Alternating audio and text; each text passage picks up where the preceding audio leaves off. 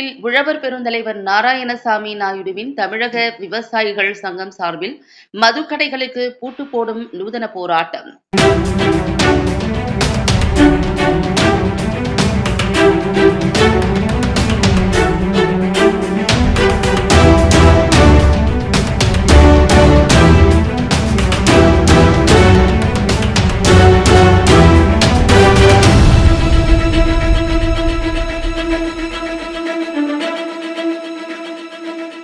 தமிழக விவசாயிகளின் நிலத்தில் சாகுபடி செய்துள்ள தென்னை மற்றும் பனை மரத்திலிருந்து இயற்கையான முறையில் கலப்படம் இல்லாமல் பெறப்படும் கல்லானது உணவில் ஒரு பகுதியாகவும் சங்க காலங்களில் நோய் பிணியை போக்குவதற்கான அருமருந்தாகவும் மக்கள் தினமும் பருகி வந்தனர்.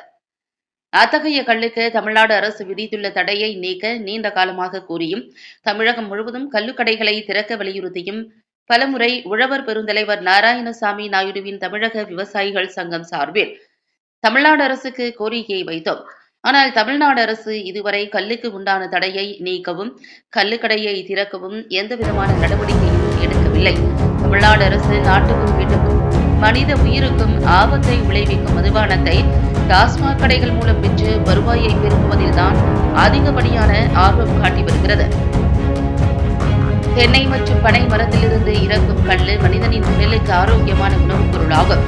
இது ஒரு போதைப் பொருள் அல்ல. தமிழகம் முழுவதும் கள்ளுக்கடைகளை தமிழ்நாடு அரசு திறந்தால் சுமார் 50 லட்சம் விவசாய குடும்பங்களின் வாழ்வாதாரம் ஏற்றம் பெறும்.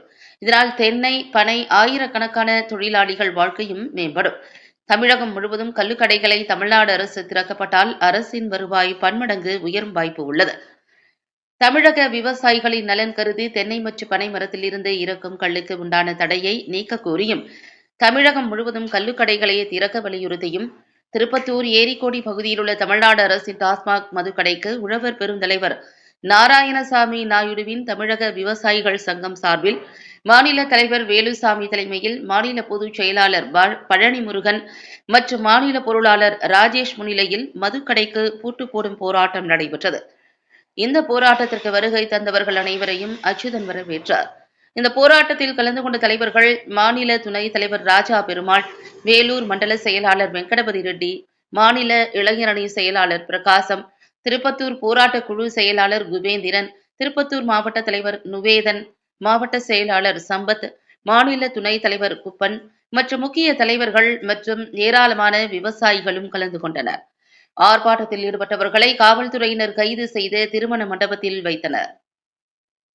போராட்டங்கள் நடத்தி வருகிறோம். உழவர் பெருந்தலைவர் நாராயணசாமி நாயுடுவின் தமிழக விவசாய சங்கம் தமிழ்நாட்டிற்கு தமிழக அரசுக்கு நிறுத்தி போராட்டத்தை தடுத்து நிறுத்தும் வகையில் விவசாயியை கொடுமைப்படுத்தி காவல்துறை தமிழக அரசு காவல்துறையாக பயன்படுத்துகிறது. வன்மையாக கண்டிக்கிறோம்.